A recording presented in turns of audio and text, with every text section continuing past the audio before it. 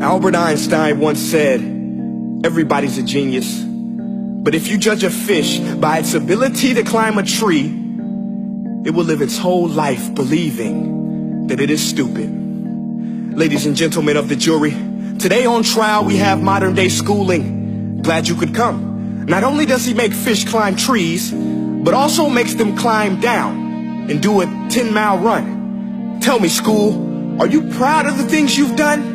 Turning millions of people into robots, do you find that fun? Do you realize how many kids relate to that fish swimming upstream in class, never finding their gifts, thinking they are stupid, believing they are useless? Well, the time has come, no more excuses. I call school to the stand and accuse him of killing creativity, individuality, and being intellectually abusive. He's an ancient institution that has outlived his usage. So, Your Honor, this concludes my opening statement, and if I may present the evidence of my case, I will prove it. Proceed. Exhibit A. Here's a modern day phone. Recognize it? Here's a phone from 150 years ago. Big difference, right? Stay with me. Here's a car from today, and here's a car from 150 years ago.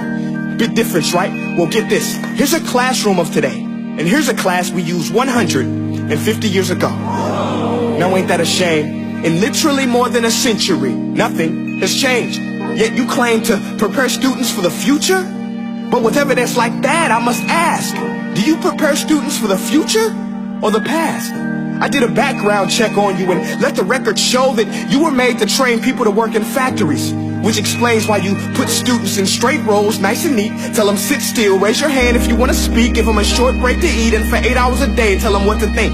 Oh, and make them compete to get an A. A letter which determines product quality, hence grade A of meat.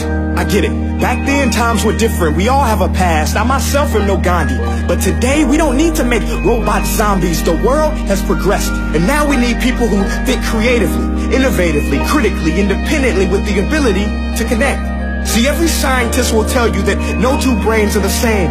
And every parent with 2 or more children will confirm that claim.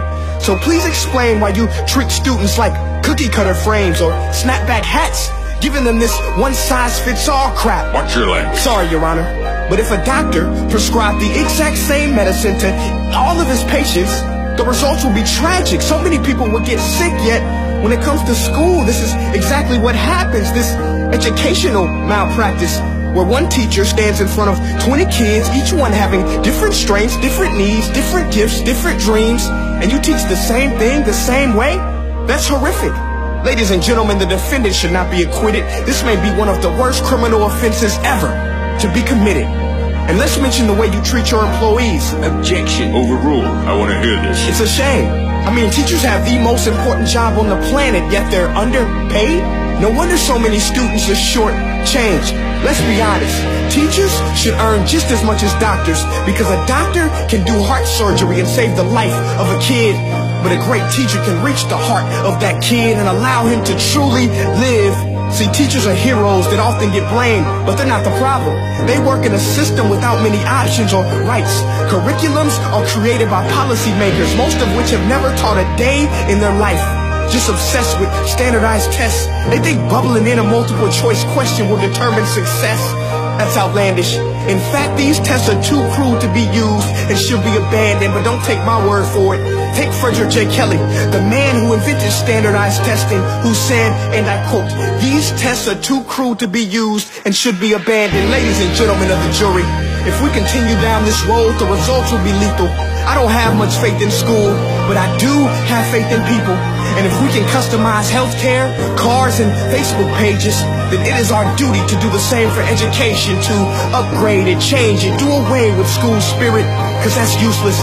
Unless we're working to bring the spirit out of each and every student, that should be our task. No more Common Core. Instead, let's reach the core of every heart in every class. Sure, math is important, but no more than art or dance. Let's give every gift an equal chance. I know this sounds like a dream, but countries like Finland are doing impressive things. They have shorter school days. Teachers make a decent wage. Homework is non-existent, and they focus on collaboration instead of competition. But here's the kicker, boys and girls.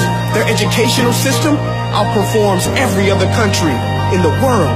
Other places like Singapore are succeeding rapidly. Schools like Montessori, programs like Khan Academy, there is no single solution. But let's get moving, because while students may be 20% of our population, they are 100% of our future. So let's attend to their dreams, and there's no telling what we can achieve. This is a world in which I believe, a world where fish are no longer forced to climb trees. I'll rest my case.